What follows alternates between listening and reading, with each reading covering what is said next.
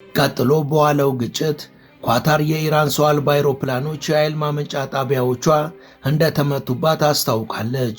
የኳታር መከላከያ ሚኒስቴር ሁለት ሰው አልባ አውሮፕላኖች በኢንዱስትሪ ከተማ ራስ ላፋን የኃይል ማመንጫ ጣቢያዎችን ቢመቱም ምንም አይነት ጉዳት በሰው ላይ አልደረሰም ብለዋል።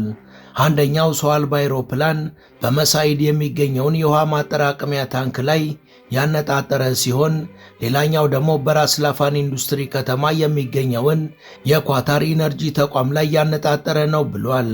ሚኒስቴሩ አክሎም በጥቃቱ ምክንያት የደረሱ ጉዳቶችና ኪሳራዎች በሚመለከታቸው ባለስልጣናት ይገመገማሉ፣ ዝርዝሩም ይፋዊ መግለጫ ይሰጥበታል ሲሉ ሚኒስቴሩ አክሏል።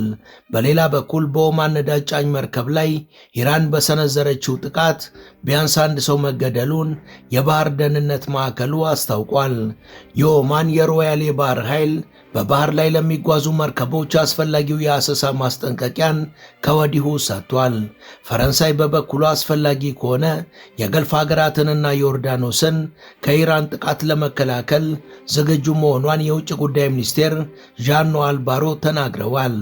በኢራን ሚሳኤሎችና ሰው አልባ አውሮፕላኖች ሆን ተብለው ለተጠቁና ወዳልተመረጡ ጦርነት ለተጎተቱ አጋር ሀገራት ማለትም ለሳውዲ አረቢያ፣ ለተባበሩት አረብ ኤሚሬትስ፣ ለኳታር፣ ለኢራቅ፣ ለባህሬን፣ ለኩዌት፣ ለኦማንና ለዮርዳኖስ ድጋፏንና ሙሉ አጋርነቷን ፈረንሳይ ትገልጻለችም ብለዋል።